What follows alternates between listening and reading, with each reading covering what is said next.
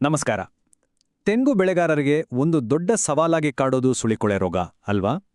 ನೋಡಕ್ಕೆ ಸಣ್ಣದಾಗಿ ಶುರುವಾದ್ರೂ ಇದನ್ನ ನಾವು ಸರಿಯಾದ ಸಮಯದಲ್ಲಿ ಗಮನಿಸಿಲ್ಲ ಅಂದ್ರೆ ಇಡೀ ಮರವನ್ನೇ ಬಲಿ ತೆಗೆದುಕೊಳ್ಳುವಷ್ಟು ಅಪಾಯಕಾರಿ.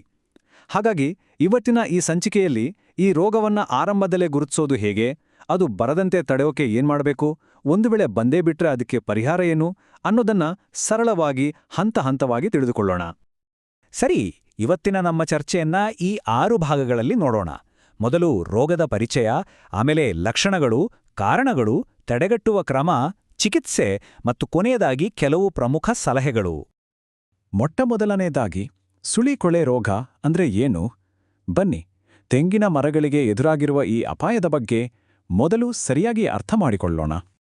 ಸುಳಿಕೊಳೆ ರೋಗ ಅಂದ್ರೆ ಇದು ತೆಂಗಿನ ಮರದ ಹೃದಯಭಾಗ, ಅಂದ್ರೆ ಅದರ ಸುಳಿಯನ್ನೇ ಕೊಳೆಯುವಂತೆ ಮಾಡುವ ಒಂದು ಗಂಭೀರ ಕಾಯಿಲೆ. ಇದು ಫೈಟೋಫ್ತೋರಾ ಅನ್ನೋ ಒಂದು ರೀತಿಯ ಶಿಲೀಂಧ್ರದಿಂದ ಬರುವಂಥದ್ದು. ಇದನ್ನ ಆರಂಭದಲ್ಲೇ ಗುರುತಿಸಿಲ್ಲ ಅಂದ್ರೆ ಮರದ ಜೀವಕ್ಕೇನೆ ಅಪಾಯ. ನೋಡಿ, ಈ ರೋಗಕ್ಕೆ ಮೂಲ ಕಾರಣವೇ ಈ ಸೂಕ್ಷ್ಮ ಶಿಲೀಂಧ್ರದ ಬೀಜಕಣಗಳು. ಇವು ನಮ್ಮ ಕಣ್ಣಿಗೆ ಕಾಣದ ಶತ್ರುಗಳಿದ್ದ ಹಾಗೆ. ಸ್ವಲ್ಪ ತೇವಾಂಶ ಮತ್ತು ತಂಪಾದ ವಾತಾವರಣ ಸಿಕ್ಕರೆ ಸಾಕು, ಬಹಳ ವೇಗವಾಗಿ ಹರಡಿ ಮರವನ್ನು ಆಕ್ರಮಿಸಿಕೊಳ್ಳುತ್ತವೆ. ಈಗ ಎರಡನೇ ಭಾಗಕ್ಕೆ ಬರೋಣ, ರೋಗದ ಲಕ್ಷಣಗಳು. ಯಾವುದೇ ಸಮಸ್ಯೆಯನ್ನ ಪರಿಹರಿಸೋಕೆ ಮೊದಲು ಅದನ್ನ ಸರಿಯಾಗಿ ಗುರುತಿಸ್ಬೇಕಲ್ವಾ? ಹಾಗಾದ್ರೆ ಈ ಸುಳಿಕೊಳೆ ರೋಗದ ಆರಂಭಿಕ ಲಕ್ಷಣಗಳೇನು ನೋಡೋಣ ಬನ್ನಿ.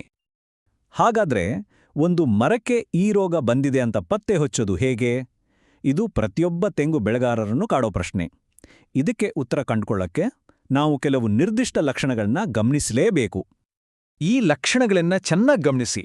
ಮೊದಲು ಮರದ ತುದಿಯಲ್ಲಿರೋ ಎಳೆಯ ಗರಿ ಇದೆಯಲ್ಲ, ಅದು ತಿಳಿ ಹಳದಿ ಬಣ್ಣಕ್ಕೆ ತಿರುಗುತ್ತೆ. ಆಮೇಲೆ ಅದನ್ನ ಲೇಸಾಗಿ ಎಳೆದ್ರೂ ಸಾಕು, ಸುಲಭವಾಗಿ ಕೈಗೆ ಬಂದ್ಬಿಡುತ್ತೆ. ಅಷ್ಟೇ ಅಲ್ಲ, ಆ ಜಾಗದಿಂದ ಒಂದು ರೀತಿ ಕೆಟ್ಟ ವಾಸನೆ ಕೂಡ ಬರಲು ಶುರುವಾಗುತ್ತೆ. ಈ ಹಂತದಲ್ಲೇ ನಾವು ಎಚ್ಚೆತ್ಕೊಂಡ್ರೆ ಮರವನ್ನ ಖಂಡಿತ ಉಳಿಸ್ಕೋಬಹುದು. ಸರಿ, ಈಗ 3ನೇ ಭಾಗಕ್ಕೆ ಹೋಗೋಣ, ಕಾರಣ ಮತ್ತು ಹರಡುವಿಕೆ.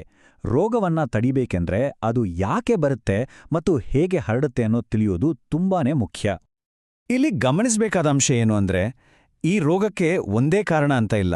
ನಿರಂತರ ಮಳೆ, ತೋಟದಲ್ಲಿ ಗಾಳಿ ಆಡದೆ ದಟ್ಟವಾಗಿರೋದು ಮತ್ತು ಮರದ ಸುಳಿಯಲ್ಲಿ ನೀರು ನಿಲ್ಲೋದು, ಇವೆಲ್ಲವೂ ಸೇರಿ ಆ ಫೈಟೋಫಥೋರಾ ಶಿಲೀಂಧ್ರ ಬೆಳೆಯಕ್ಕೆ ಹೇಳಿ ಮಾಡಿಸಿದ ವಾತಾವರಣವನ್ನ ಸೃಷ್ಟಿ ಮಾಡ್ತವೆ. ಇದು ಬಹಳ ಮುಖ್ಯವಾದ ಮಾಹಿತಿ. ಈ ರೋಗ ಮಳೆ, ಗಾಳಿ ಮತ್ತೆ ಕೀಟಗಳಿಂದ ಹರಡೋದು ಒಂದೆಡೆಯಾದರೆ, ನಾವು ಬಳಸುವ ಉಪಕರಣಗಳಿಂದಲೂ ಹರಡುತ್ತೆ.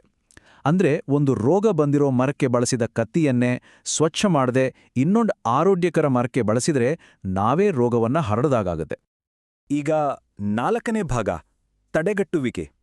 ಇಲ್ಲಿಯವರೆಗೆ ನಾವು ಸಮಸ್ಯೆ ಬಗ್ಗೆ ನೋಡಿದ್ವಿ. ಈಗ ಪರಿಹಾರದ ಕಡೆಗೆ ಗಮನ ಹರಿಸೋಣ. ನೆನಪಿಡಿ, ಚಿಕಿತ್ಸೆಗಿಂತ ತಡೆಗಟ್ಟುವಿಕೆ ಯಾವಾಗಲೂ ಉತ್ತಮ ಅಲ್ವಾ? ಈ 4 ಸರಳ ಹಂತಗಳು ತೋಟಕ್ಕೆ ಒಂದು ರಕ್ಷಾ ಕವಚದ ಹಾಗೆ ಕೆಲಸ ಮಾಡ್ತವೆ. ಮೊದಲನೇದಾಗಿ ತೋಟವನ್ನು ಸ್ವಚ್ಛವಾಗಿಡಿ. ನೀರು ಎಲ್ಲೂ ನಿಲ್ಲದ ಹಾಗೆ ನೋಡ್ಕೊಳ್ಳಿ. ಮರಗಳ ನಡುವೆ ಸರಿಯಾದ ಅಂತರ ಇರಲಿ ಮತ್ತು ಮುಖ್ಯವಾಗಿ ಮಳೆಗಾಲ ಶುರುವಾಗೋ ಮೊದಲೇ ಮ್ಯಾಂಕೋಜಬ್ನಂತಹ ಶಿಲೀಂಧ್ರ ನಾಶಕವನ್ನು ಬಳಸೋದು ತುಂಬಾನೇ ಒಳ್ಳೆಯದು. ಈಗ 5ನೇ ಭಾಗ, ಚಿಕಿತ್ಸೆ.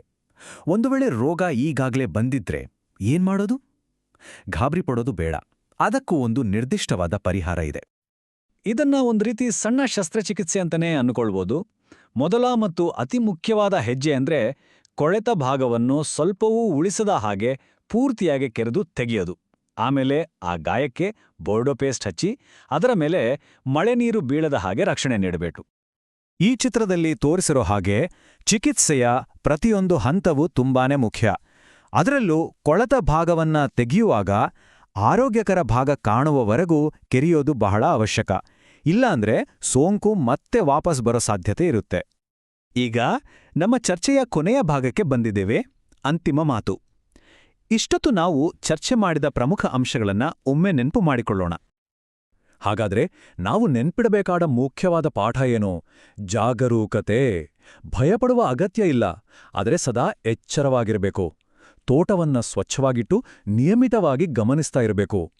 ಏನಾದ್ರೂ ಅನುಮಾನ ಬಂದ್ರೆ ತಜ್ಞರ ಸಲಹೆ ಪಡೆಯೋಕೆ ಯಾವತ್ತೂ ಹಿಂಜರಿಬಾರ್ದು.